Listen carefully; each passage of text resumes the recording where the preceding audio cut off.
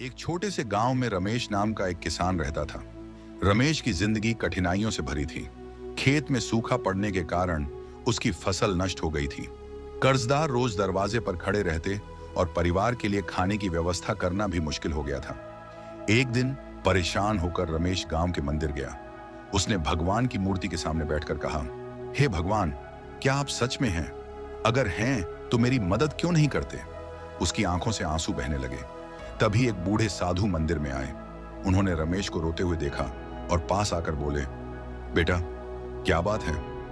रमेश ने अपनी सारी परेशानियां बताईं और कहा, मुझे नहीं लगता कि भगवान मेरी प्रार्थनाएं सुनते हैं।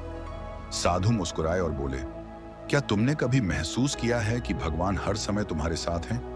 वह हर बार किसी न किसी रूप में मदद भेजते हैं। रमेश ने निराशा में कहा, कैसी मदद? मैंने तो अब तक कुछ नहीं देखा। साधु ने रमेश को एक कहानी सुनाई। एक बार एक आदमी बाढ़ में फंस गया। पानी बढ़ता जा रहा था। उसने भगवान से प्रार्थना की कि उसे बचा लें। तभी एक नाव आई, लेकिन उसने कहा, नहीं, भगवान खुद आएंगे मुझे बचाने। फिर एक हेलीकॉप्टर आया, लेकिन उसने उसे भी मना कर दिया। अंत में वह आदमी डूब गया। जब स्वर्ग में उसने भगवान से शिकायत की तो भगवान ने कहा, मैंने तुम्हें नाव और हेलीकॉप्टर भेजा था, पर तुमने ही मदद नहीं ली।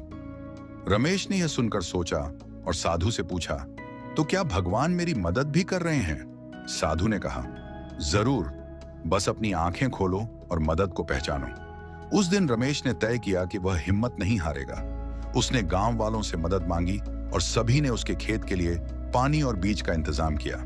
धीरे धीरे उसकी फसल लहलहाने लगी। उसने समझ लिया कि भगवान हर किसी के अंदर मौजूद हैं। रमेश ने मंदिर जाकर भगवान का धन्यवाद किया और कहा, हे भगवान, अब मुझे समझ आया कि आप हर समय मेरे साथ हैं। आपकी कृपा से ही मैंने नया जीवन पाया। ईश्वर हर जगह हैं और हर रूप में मदद करते हैं। जरूरत है तो बस उस मदद को पहचानने और भरोसा रखने की।